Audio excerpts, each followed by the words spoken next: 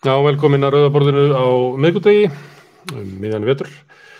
Hérna í kvöld ætlum við aðeins að staldra við Eflingu. Það er að fara í gang, stjórnarkjörðar, kosningum forystu, en við ætlum ekki að ræða það. Ég býst við að formannskandidatarnir komi hingað við Rauða borðið í næstu viku þegar að kosningin hefst, sem er eftir sléttaviku á miðvikudegi. Og við ræðum þá svona málefni félagsins. Það sem að mér datt í huga að gera í kvöld var að svona ræða stöðu láglaunafólks í íslensku samfélagi, gera svona kaup og kjör og svona staða, hvort þessi hlustað á fólk, hvort að fólk vinni erfiðustu vinnuna og fái lægstu launin og svo kannski bara hálfgerð skít og skamm fyrir. Það sem ég gerði var að fletta upp í miklu bálki sem var búin til hér fyrir nokkrum árum sem heit Fólkið í Eflingu. Þá kom fólk sem var í Eflingu þá og ræddi svona sína sögu og sína stöðu og sagði sína sögu og úr þessu var mjög glæsileg heildarmynd af fólkinu í Eflingu. Það þrennt af því fólki sem tók þátt í því komið hingað við Rauða borðið. Það Sturla Freyr Magnússon og Davíð Klausen Pétursson og Kristjana Brynjólfsdóttir. Kristjana, ef ég má byrja á þér þegar ég heyrði í þér að þá sagðistu vera hætt í Eflingu vegna þess að þú væri komin á örorku og það var kannski eðlilegt að bara byrja á að spyrja, ert þú ekki svona dæmigerð erfiðisvinnukona sem komin á snembær eftirlaun eins og sagt er? Jú, eiginlega. Má eiginlega segja það. Hvar varstu að vinna? Ég hef verið að vinna á Hrafnistu og svo var ég að vinna í Skógabæ, svo hef ég verið á Landakoti. Já. Verið að sinna öldruðum í umönnunarstörfum. Já. Og það svo að þetta svo slítandi að það eru festi sem að ná eiginlega að vinna til 67, ég tala ekki til 70 eins og fólk mætti vinna og sumir að biðja að fá að vinna lengur. Já, það eru til fólk sem hefur unnið alveg, jável til 8 sko í þessu. Já. Það bara, eins og ég segi, þetta náttúrulega hvað líkaminn þolir í þessu. Það allavega minn líka með þoldi þetta ekki. Já. En hvað erfitt og þú myndir reyna að útskýra fyrir mér sem að ekki vinn við umönnun aldraðra? Hvað erfitt við þetta? Það svo ýmislegt. Til dæmis þú þarft að taka mikið á hjálpa fólkinu fram úr og þú þarft að baða það og það getur tekið á. Þannig að líkamlega áreynsla. Já, mjög svo. En þetta ekki vel launað starf? Fyrir ekki? Þetta ekki vel launað starf? Nei, þetta mjög lélegt borgað. Það var það allavega þegar ég var að vinna við þetta og þegar ég byrjaði í þessu sko þá náði ég aldrei endum saman. Nei. Og varstu þá í fleiri en einni vinnu eða þurftur bara að neita þér lífsins gæði? Ég tók svona skúringar á kvöldin í Hamraliðaskóla og ég var bara heppin að bróðir minn ég á sko 2 stráka og hann á einmitt 2 stráka sem akkurat ári eldri heldur en mínir strákar og ég fekk ýmislegt frá honum sko sem bjargaði mér. Því ég hafði ekki efnaði að kaupa föt eða svoleiðis á þau. Þannig að þú varst í fullri vinnu og í aukavinnu en áttir í erfiðleikum með að klæða börnin. Já, akkurat. Já. Þetta það sem kallað í enskumælindum working poor, það að vera fólk sem fátækt átt að sé í fullri vinnu. Akkurat. En ef þú horfir yfir svona ævina þína, hefur þetta alltaf verið jafn slæmt eða er þetta svona hægt og bítandi að skána pínulítið? Hver er svona þín tilfinning?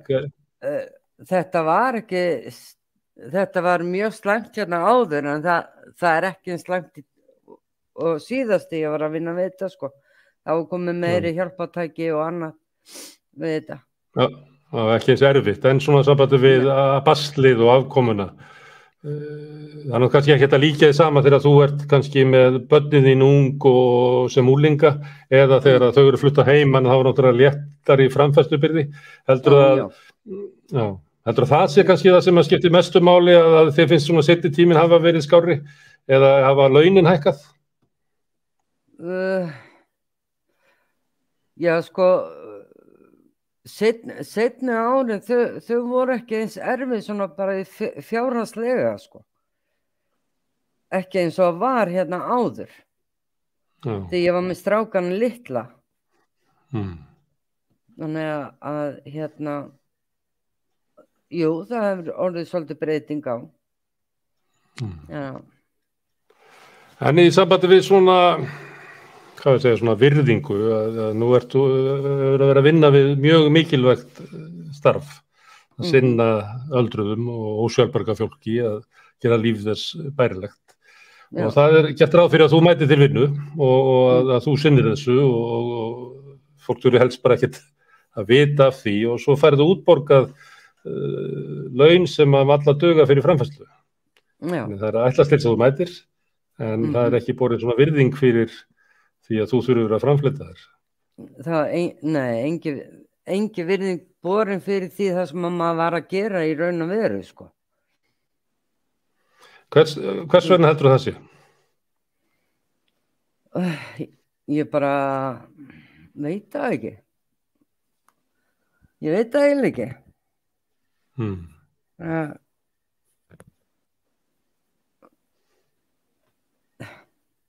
Já, hefur ekki alltaf verið álitið að hérna þegar maður er að hugsa gamla fólki eða það sé ekki metið neitt eins og ætti að vera.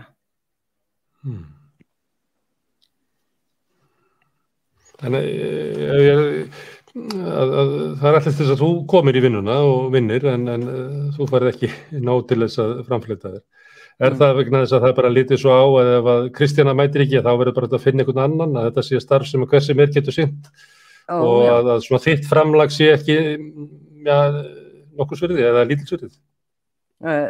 Akkurat. Það er bara, þú veist, eins og var stundu sagt mann ef þú ert ekki ánægð með þetta þá getur þú bara farið. Því að maður var kannski ekki sáttur við það hvernig var komið fram við gamla fólkið og annað hérna áður. Og þá var bara sagt, já, þú getur þá bara farið, við fáum þá bara einhvern annan í staði. Já. Og þetta álíklega við svona flest af fólki sem er í láglaunastörfum. Já. Að það er komið fram við það eins og það sé hægt að skipta þið út. Akkurat. Hérna, ég ætla ekki að spyrja þig mikið svona aftur í söguna en að þú ert eldst okkar hérna. Hvað heldur að þetta hafi breyst svona? Heldur að það hafi verið verkafólk hafi notið meiri eða minni virðingar? Nú hefur það svona verið áhersla kannski á undanförnum, kannski 30-40 árum að fólk þurfa að mennta sig, að það sé ef að þú ert fátæk að þá hefur kostum að bara mennta þig út úr fátæktinni þannig að þeir sem að sitja eftir eru þá þeir sem að kannski geta sjálfur sér kennt. Er þetta viðhorf sem að er nýtt eða hefur þetta alltaf verið svona? Að það eru þeir sem eru á lægstu laununum þeir geta bara sjálfur sér kennt. Já, það er sko eins og hérna sérstaklega núna hérna síðustu árin þá er orðið miklu meira það að þessu farnar að mennta sig til þess að fá hærri laun. En það var ekki svoleiðis áður. Nei. Og svo er náttúrulega verið bent á það að það dugar ekki alltaf. Já, Sérstaklega konur, þótt að konur mennti sig og þá ekki þar með sagt að það endilega fái hærri laun. Nei. Þegar þú horfir svona tilbaka yfir starfsævina, nú ég ekkert að spyrja hvernig æviðin að öðru leyti. Þú sagt okkur að þú eigir drengi og farir á bíla alls konar saga, en ef þú horfir svona yfir starfsævina, finnst þér þú að vera svikin þegar þú horfir tilbaka? Finnst þér að þú hefur verið beitt óréttlæti? Já, mér finnst það. Og mér finnst það bara allt og mikið það, að það sé gert.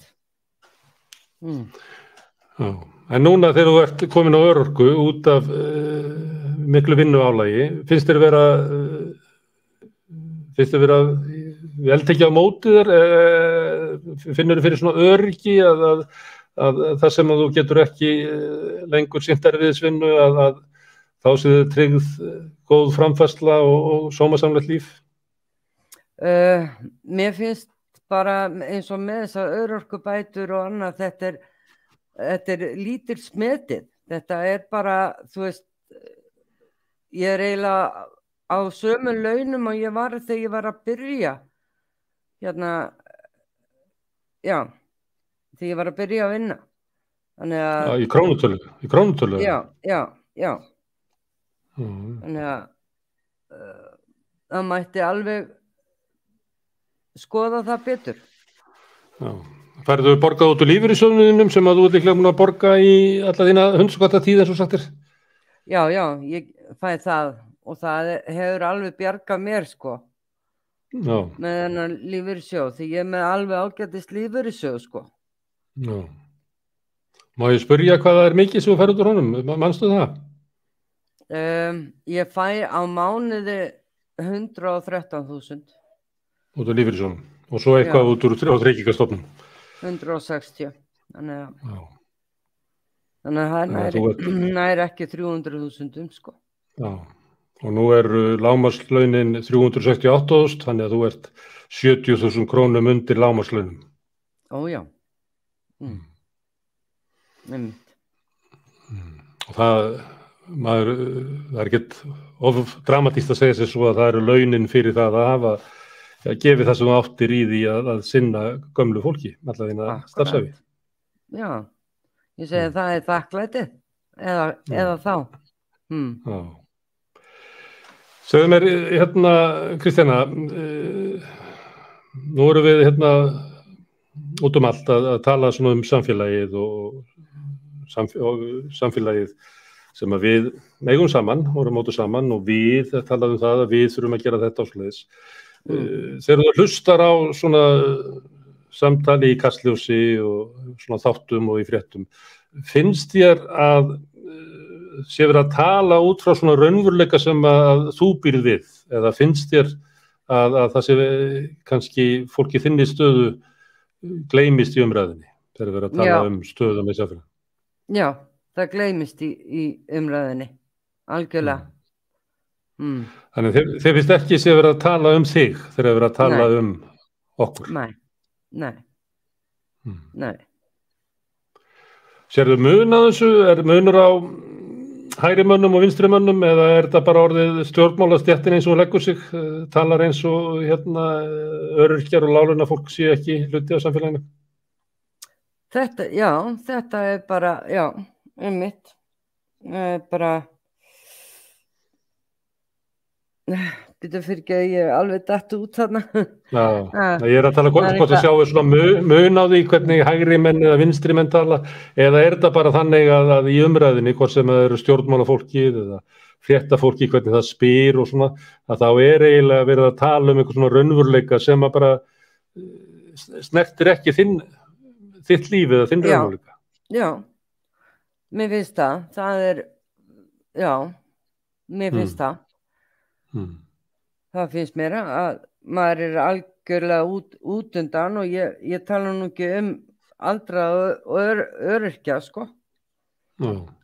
Það virðist gleyma bara í þessu, og við láglauna fólkið. Það er ekki pláss fyrir ykkur. Já, einmitt. Kristína, þakka fyrir ég spyrði einu eitthvað aðeins meira á eftir, en ég ætla að fara austur fyrir fjall og heyra í honum Davíð sem er bóndasonur. Ef ég skilta rétt þá er hann nú bara á bænum sem að foreldrar hans eru bændur á og hann dreymir að vera bóndi sjálfur, kannski einhvern tíma seinna. Þú varst hluti af fólkinu í Eflingu á sínum tíma, hvar varst að vinna þá? Ég var að vinna á heilsuvælunni í Hveragerði, eða Heilsustofnun Náttúrulækningafélags Íslands í eldhúsinu þar, í svona öllum mögulegu sem að kom fyrir þar bara. Já. Og þú ert að vinna ennþá utan heimilisins, það er ekki nein laun að sækja í fjölskyldur ekki kúabú fyrir uppkominn son. Þú verður að fara að aflaði teknikustar annars staðar eða eitthvað? Ég hef alltaf unnið svona bæði og sko. Síðasta sumar þá vann ég hérna heima 100% starf bara, eða 160% starf. En núna er ég að vinna í sláturhúsinu á Hvolsvelli eða sæki nám þar. Ég er að læra kjötiðnaðarmanninn og gerir það náttúrulega ekki heima við. En svo hef ég komið heim og aðstofað bara eins og ég get þegar ég hef lausan tíma. Já. Þú hlustaðir á hana Kristjánu vera svona að lýsa sinni stöðu og svona tilfinningu fyrir því að það verður svona lítið marktekið á hennar stöðu og fólks í líkri stöðu og hún er svona í almenn umræðu. Kannastu við þetta sem ungu maður að það sé svona hluti af fólkinu sem að einhvern veginn er ekki með þegar það vera að tala um samfélagið? Það sé ekki eftir áfyrir það bara mæti vinnuna og það sé hægt að hendi í því bara launin sem hafa ekki duga fyrir framfærslu? Það náttúrulega gleymist oft að ræða almenna vinnumanninn sko, en hann náttúrulega mætti líka hafa fyrir því að láta heyra meira í sér að vissu leyti. En það er kannski oft sem að maður veit ekkert hvert maður á að leita ef maður er ætlar að fara að segja eitthvað að viti eða reyna það. Ég var til dæmis svona frekar hissa á því að ef það hefði búið mér hingað í eitthvað spjall út af einhverju grein sem hafði birst fyrir nokkrum árum varðandi mig sko. Mér datt alls ekki í huga að það væri þess vegna sem að vera að hafa samband með mig til að byrja með. Og hvað áttu við með því að það sé óvanalegt að sé verið að tala við venjulegt launafólk bara almennt? Já, ég meina þú sér nú ekki mörg viðtöl í blöðunum bara hvernig lífið er, bara á Hvolsvelli getur við sagt, eða í Hveragerði. Allavega svona er ekki margir, hvað maður segja, fréttamenn sem að eru að eltast við það. Það einna helst væri kannski Magnús Hlynur sem að hefur verið að koma með svona skemmtilegar og upplíkandi fréttir af svona, hvað maður segja, einstöku fólki í samfélaginu. Já, einstökum kúm, hann kom nú á bæinn hjá ykkur daginn og tók viðtal við kúnna sem að var rætti við hann Skör sem að hún er nýthæsta kú á landinu árið 2021. Þannig að það sem við vorum að tala við Kristjánu var svona stjættamunur að fólki sem er lægst niður í að það er svona ekkert haft endilega með í umræðinni, en þú átt við að það sé kannski annað það að sé fókusi sé minna út á landi, að það sé svona þessu aðra miðjur sem að ráðið í svona hvað er með í umræðinu og hvað er svona, hvað við segja, svona eðlilegt og svona, þannig að þótt að þú sett ungur og upprennandi bóndi, að þá upplifir þú kannski svolítið að þú sett ekki alveg með að því að þú ert ekki á réttum stað á landinu. Já, ég allavega sé engar sko fréttastöðvar hérna í kringum mig, svona við lítum til gluggann. Aftur á móti þá náttúrulega hef ég samfélagsmiðlana til þess að koma mína framfæri eins og ég þarf. Ég til dæmis er að selja kjöt beint frá býli og ég hef bara eingöngu gert það gegnum samfélagsmiðla og gengið mjög vel hingað til. Sko það í sjálf landsbyggðinni stoppar kannski ekki neitt sko, en ég held að það sé náttúrulega það er svo margt fréttnæmt í heiminum ef mann er að kíkja á það og það er ekkert oft sem að kannski stendur upp úr einhvers staðar hérna að sé eitthvað í gangi frekar en á höfuðborgarsvæðinu. Já. En þú talar áðan að að væri að fólk þyrfti að láta svona heyra í sér. Nú á móti getur maður sagt eins og að til dæmis láglaunafólk að það eins og Kristjana lýsti því að bara til þess að geta lifað af að þá þetta verið 2 vinnum. Já. Þannig að þetta kannski fólki sem á í mestum erfiðleikunum með að reka svona sína hagsmunabaráttu. Já. En það náttúrulega líka rosalega mikilvægt að sé einhver á vinnustanum sem að getur tekið við þessum einstaklingum og hlustað og gert eitthvað í málunum þegar að þau hvað maður segja, vilja ræða þau sko, eða hafa tíma í það. Já, og það er trúnaðarmann.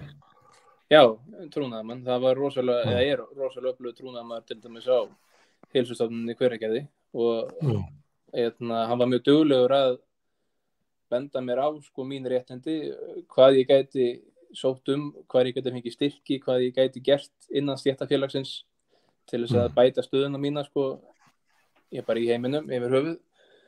Og svona leiðbendir manni oft í gegnum mikilvægi þess að nýta allir þessi stuðningsnet sem í boði. Eins og til dæmis að hefur sagt við mig þegar ég var, eða spurt mig að því hvað stéttarfélög gerðu þegar ég var 18 ára, þá hefði ég sennilega ekki haft hugmynd það sko, ég borgaði bara í þetta og bölvaði því af því að það náttúrulega dróst á launaseðlinum. En í dag þá náttúrulega fattar maður það að það þetta nota þau að nýta þau í rosalega margt sem að getur aðstofað manni bara yfir höfuð með hvernig þú lifir og gerir allt saman sko. Til dæmis niðurgreiða þau líkamsræktina sem að segja náttúrulega svolítið sko. Einnig hægt að segja meira prófstyrkir og svona ef maður vill fara út í það og svo náttúrulega ef maður veikist þá leita maður fyrst þangað það ekki. Já. Þetta læriður af trúnaðarmanninum, frekar heldur en svona af skrifstofunni. Það er félagið úti í fyrirtækjunum sem að er besta leiðin til þess að dreifa þessu út. Já, þannig að það var ekki námskeið hvernig stéttarfélög virkuðu þegar ég var að vinna þarna eða ég rauninni ekki í neinni vinnu sem ég starfaði í bara nokkuð tíman. Þá ekkert verið nefnt það, þú veist. Þú náttúrulega veist að þú borgar í stéttarfélag en svo það rauninni bara það. Þú getur spurt í hvað stéttarfélagið þú ert. En það var ekki fyrir en að þessi trúnaðarmaður, hann var að vinna með mér í eldhúsinu á Hælinu, þannig að maður spjallaði mikið við hann og urðu mjög góða vinir og fyrir viki þá náttúrulega fræddist maður og læriði helling þessi mál sko og hvernig það virkar allt saman. Já, í leiðinni. Davíð, þú ert kannski ekki rétti maður til að spyrja þessu vegna þess að þú ert augljóslega metnaðarfullur tilvorandi bóndi sem að læra kjötið til þess að geta unnið sjálfur þitt kjöt á bænum og selt það beint frá bíli, þannig að þú ert með svona hugmyndir hvað leið þú ættir að fara í lífinu. En þetta sem við vorum að ræða við Kristjánu áðan að það er oft svona sagt við fólk sem á lágu launum að það geti svona bara mennta sig og komið sér út úr þessu stöðu eins og að fólki sem að eftirsittur sem í láglaunastarfinu geti svona sjálfum sér kennt og það eiginlega bara skilið að vera lágum launum. Finnst þér réttlæti í þessu eða finnst þér að við sem samfélagi ættum að lyfta upp þeim sem eru á lægstu laununum til þess að líka þeir sem að sinna öldruðum geti lifað sómasamlegu lífi?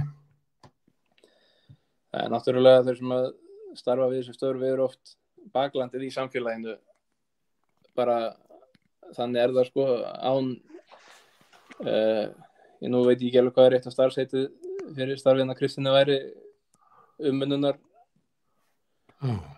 Já, sko, ég veit ekki nafnið við því en starfsmaður umönnun aldraðra Já, akkurat, fólk sem starfa við það einnig fólk sem starfa á leikskólum fólk sem starfa við kjötvinnslum, fiskvinnslum alls konar bara verkamannastörfum þetta náttúrulega fólk sem heldur landinu gangandi að mörgu leyti ef það myndi allt saman bara lappa frá starfinu þá færi alltaf hvolf það myndi, ég veit allavega ekki hvað allir þeir sem á elliheimilum myndu gera ef að starfsfólki myndi bara hætta eða ef að kjötvinnsluna myndi tæmast fiskvinnsluna líka, það er náttúrulega það þarf að geta halda þessu öllu gangandi og ef það ekki gert þá það náttúrulega fer bara alltaf hvolf og fólk ætti náttúrulega að fá sína virðingu fyrir það og kaupa eftir því líka. Þetta náttúrulega ekki einföld vinna, mann oft illt í löppunni þegar maður búin að vinna í ákveða marga tíma á dag standandi snúast í kringum, já, ef ég tek bara mitt dæmi, ég náttúrulega að skera kjöt núna og standandi 8 tíma verkandi með kjötskrokka, það er náttúrulega þetta er ekkert auðveld vinna, hún er heldur ekkert gigantískt vel borguð, en já, ég allavega lifa á þessu, það er ekkert víst að fólk sem er á mikið lægra kaup en ég ná að framfleyta sér hvað það er með leigu, börn og þarf að sjá matarinnkaup og allt þetta sko. Þú sér að það er ekki hægt þegar ég sé það á svipnum á því þú orðið að þú áttar á því að það er ekki hægt sko, ef þú ætlar að vera á þessu launum og sjá fyrir fjölskyldu og leigja einhvers staðar, það er bara ekki hægt. Nei, þú framfleytið er ekkit á 280 skall á mánuði sko, með hvernig samfélagið er í dag og svo með stöðu að verðhækkanir á bara öllu núna á komandi mánuðum, þá má alveg búast við því að það verði fleiri sem að eiga eftir að eiga í bátt með að halda sér á floti sko. Hvað finnst þér að vera að gera í þessu? Ertu svona verkalýðsinni, vilt fara í harðar aðgerðir, fara í verkvöll? Ég man að fyrir síðustu samninga, sem hafa verið kallað lífskjara samningarnir, að þá var ég með svona þátt annars staðar og talaði mitt við fólkið í Eflingu og var að spurja svona hvað væntingar höfðu til komandi samninga og það voru allir bara að fara og krefjast þess að fá hærri laun og alls konar bætur í húsnæðismálum og það var alls konar hluti nefndir. Og svo spurði ég svona, en ef þið farið út í svona aðgerðir, eru þið til að fara í verkvall? Og það var já, við erum mjög til í það að fara í verkvall. En ef þið farið í langt verkvall og það skila sig kannski bara í svona mikilli hækkun launa og svona, þannig að það var svona deilum það hvort það við borgað sig, þá svo því já, við viljum það samt. Og ég var að reyna að átta mig á því af hverju það væri. Og það orðuð það með einhver svona hætti, þetta snerist bara svona sjálfsvirðinguna. Það væri komið tími til þess að sýna það að þessi störf sem eins og þú lýstir svo ágætlega, mönnun aldraðra og fiskvinnslu og þú fórst eiginlega yfir sviðið mikilvægu störf, að það sé bara komið tími til þess að sko, samfélagið viðurkenni mikilvægir þessar starfa. Ert þú á þessari línu að það sé komið tími til þess að fólki sem sinnir þessum störfum og fær ekki hærri laun en þetta sýni afl sitt, eins og sagt er? Það er náttúrulega eiga allir rétt á mannsæmandi launum alveg saman við hvað er starfa sko, hvort sem það er afgreiðslumaður í Bónus eða bankastjóri einhvers staðar í bænum sko, það þurfa allir að geta lifað. Ég man þegar var rætt að fara í verkfall einhvern tíma þegar ég var að vinna á hælinu þá leist mér ekkert svakalega vel á það, náttúrulega það var launaskerðing á minn hlutar sko, en ég skildi það samt að þetta var mikilvægt fyrir marga að fá launahækkun, það voru ekki allir sem að bjuggu í heimahúsum með foreldri sínum og gátu fara út í frystikistan á sér í hakkaði voru fangir sko. Þannig að sko góð spurning, ég held að ég sé bara ekki hreinlega hæfur til að svara þessu. Og það stéttastöðu þinni sem bóndasúlur. Já, við hættum aldrei að vinna hérna heima sko, alveg saman hvort að það sé verkfall einhvers staðar í landinu ekki, við kýrnar hætti ekki að mjólka alveg sama hvað gerist sko, þannig að vinnan okkar hættir aldrei þannig séð. Herðu, þá skulum við snúa okkur hérna í bæinn og tala við Sturlu Freyr Magnússon. Sturla þú ert að vinna við að flippa hamborgurum eins og sagt í sögufrægt starf í mörgum amerísku bíómyndum, það er að fara að flippa hamborgurum, það gerir fólk svona oft þegar það kemur út úr fangelsi í amerískum myndum. Er þetta vanvirðingarstarf eða er þetta svolítið smart að vinna á hamborgarabúlunni? Bæði og. Náttúrulega sem svokallaður flippari eða línukokkur þá eru margir sem að líta á þetta sem svona starf fyrir menntaskóla krakka sem ekki komin almennilega á vinnumarkað og byrjendastarf eða eitthvað álíka. En svo þetta fólk sem kemur og borðar matinn og hefur gaman að fylgjast með í opnu eldhúsi og sjá í heitu eldhúsi og allan hasarinn í gangi. Það hefur rosalega virðingu fyrir okkur og fyrir grjótharðistrákar fara ekki á skipi eða eitthvað sem er borin virðing fyrir ykkur grjótharðir. En svo fer maður á Twitter og maður bara kallaður hálfviti fyrir að vera í flip-starfi. Þegar akkur fullorðinn karlmaður ekki með meiri sjálfsvirðingu það að steikja hamborgaratinu. Og ég nú farið víðan völl í minni starfstíð og bara mér finnst þetta líka eiga við mörg láglauna störf þó að flippið sé kannski oft svona miðjan í umræðinni. Það McDonald's starfsfólk og áleika. Já, það er svona, þetta er amerísk hugmynd að þetta sé svona... Já, mjög amerísk pæling í kringum flippið. Já, menn þeir sem hafa borðað á hamborgarabúlunni í Geirsgötu vita það að þeir eru náttúrulega aðalmennirnir á svæðinu. Staðurinn í kringum ykkur, þannig að þetta er ykkar sjó. Þannig að það er ekki vanverðing á staðnum sjálfum. En hvernig gengur þeir að svona lifa af? Ég býst við að þetta sé ekki hálaunastarf sem út í? Nei, alls ekki. Ég í raunum bara samkvæmt Eflingar-taxtanum, svona nánast alveg sko, var aðeins líka sem einhver sem eigin leiði sko. En ég er þarna vaxstjóri, þannig að ég kannski aðeins fyrir ofan hina strákana. Ég á samt erfitt með núna, ég stunda nám hliðina á vinnu.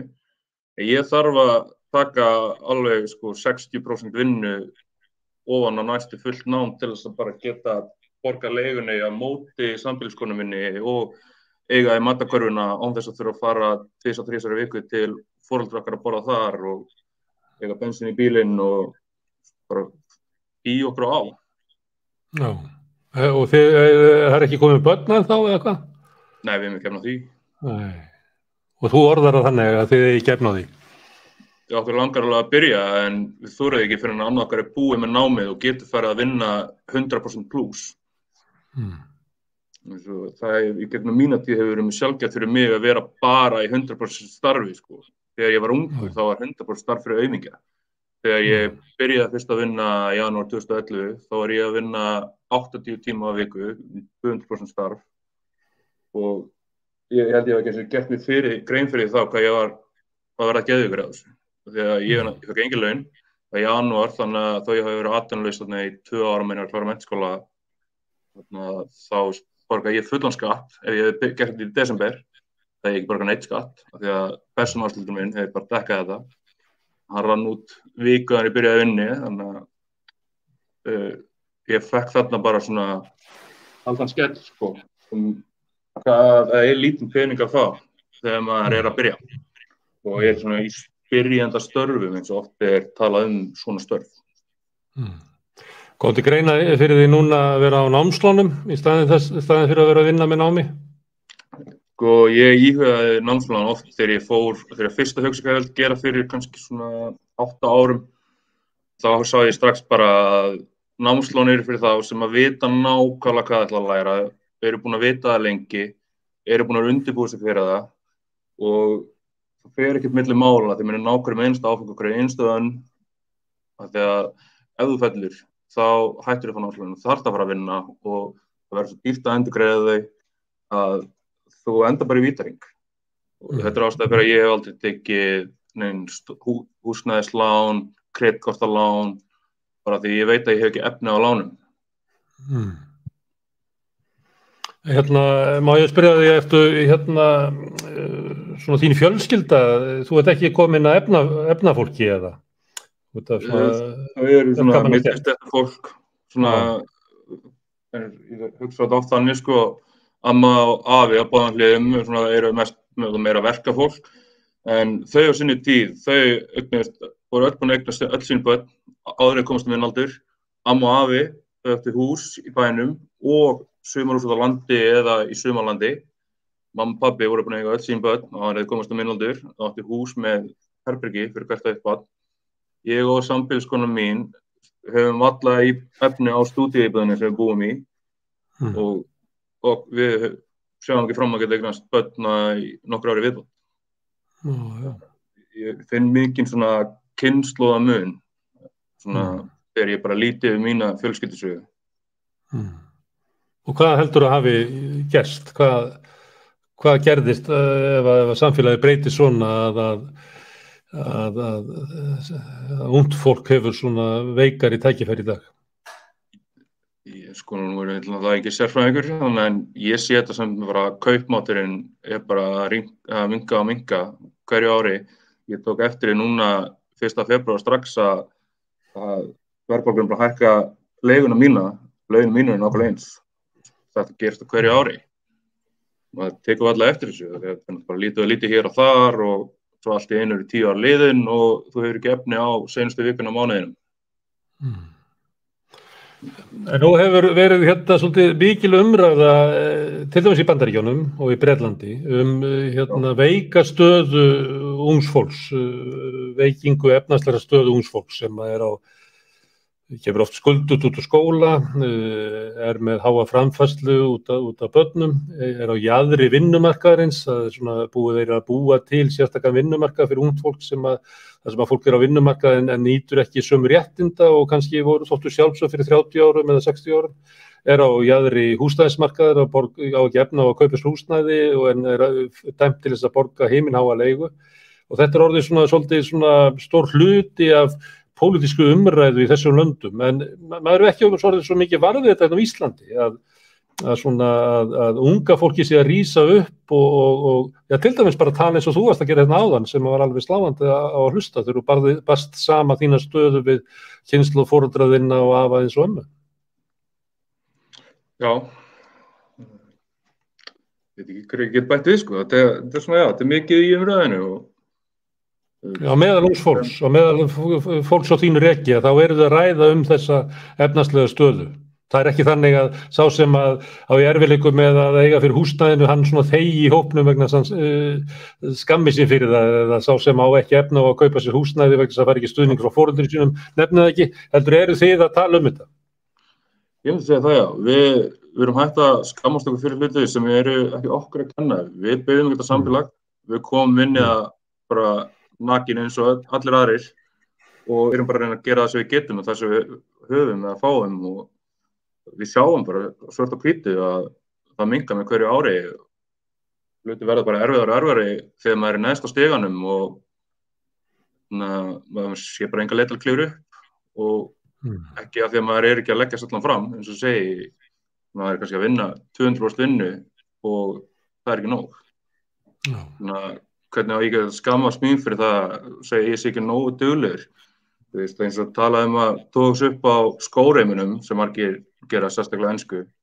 En það er enginn sem verið mun eftir því að þetta byrjaði sem írónískt grín upp að tóks upp á skósólum því það er ekki hægt.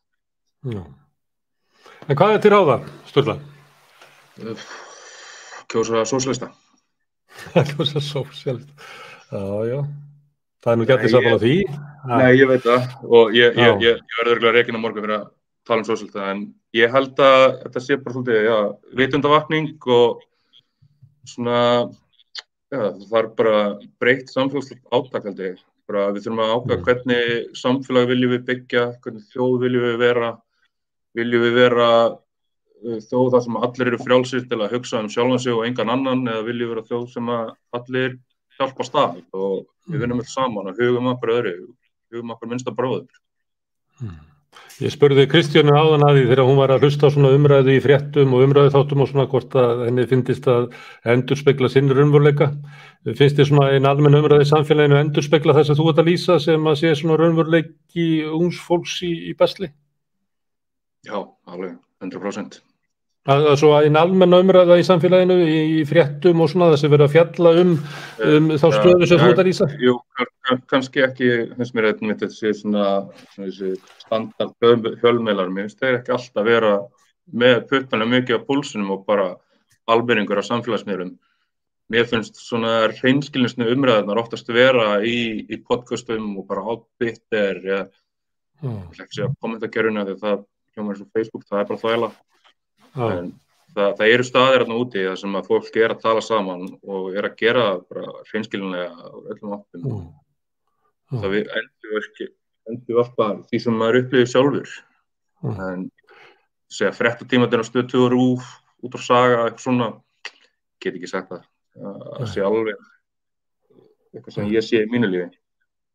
Herðu, nú framöndan stjórnarkjör í Eflingu og það verður mikið rætt mál láglaunafólks. Efling langstærsta verkalýðsfélag láglaunafólks á Íslandi. Það verður líklega rætt þeirra málefni á næstu vikum. Hefurðu trú á svona að verkalýðshreyfingin geti breytt þessari stöðu sem út að lýsa stöðla? Ég hafði aldrei trú á verkalýðshreyfingunni. Rauninni fyrir að því mér fannst þetta alltaf vera bara skrifstofu fólk í áskipta launum. Þetta breyttist fannst mér þegar Ragnar Þór og Sólveig tók yfir VR á Eflingu. Þá byrjaði ég að tala þau sem var einu pólitíkar í Íslandi sem ég líkaði vel við og sem fannst mér ekki í pólitíkum stöðum. Þannig að þá byrjaði að vaksa fyrir mig trú á verkalýðshreyfingunni. Þetta var ekki eitthvað sem hafi gerst 1980 og bara búið. Þetta lifandi hreyfing og ég þarf að gera partur af henni. Ok. Herðu, Kristjana, má ég spyrja því hvort að þú hafir trú á því að verkalýðshreyfingin geti náð árangri til þess að bæta kjör og stöðu láglaunafólks? Já, ég með hana Sólveigu í fararbroddi, þá trúi því. Já. Meiri trú á því heldur en á Alþingi eða? Já. Davíð Bóndasonur sem ertu með annarri stöðu. Hefur þú trú á því að verkalýðshreyfingin geti breytt því sem við talaðum að vera að íslensku samfélagi með þessu þætti? Ég held að félögin allavega muni segja sitt þegar kemur að þessu sko og verkalýðshreyfingin ætla hún sé ekki hluti af því líka. En ég reikna með að þetta náttúrulega gerist svolítið mikið bara með fólki að tala við annað fólk hvernig það hefur og svona og það unnið þar bara að auka samskipti meira. Ég held að fólk gerir sér ekki oft grein fyrir hversu erfitt þetta hjá mörgum bara heima við. Þannig að þetta þannig að hefur ekkert verið sko gígantískt mikið svona opið mál umrætt bara almennt, allavega ekki svo að ég hef tekið eftir því en Þú ert að segja það að það sé mikilvægt að fólk sem láglaunafólk segi sína sögu til þess að annað láglaunafólk sem sér söguna geti speglað sig í því og átta sig á því að vandi minn ekki persónulegur vandi minn heldur þetta félagslegu vandi sem ég deili með öðrum og ég get unnið saman með öðrum í því að breyta því. Þú ert til að segja það, Davíð, ekki? Jú, ég að segja það. Það náttúrulega gerist ekki að stendur einn og öskrar út í heiminn sko. En ef það eru komnir 50.000 með þér, þá kannski fyrir einhver að taka eftir þér. Herðu, við skulum láta þetta vera lokaorðin. Ég þakka ykkur kærlega fyrir að stoppa hérna við fólkið í Eflingu sem tók þátt í því fyrir nokkrum árum. Sturla Freyr, Kristjana og Davíð Bóndasonur. Þakka ykkur kærlega fyrir. Hérna á morgun verður Rauðaborðið líka klukkan 8, en það ekki alveg ljóst hvað verður þá. Það kemur í ljós. Takk fyrir í kvöld.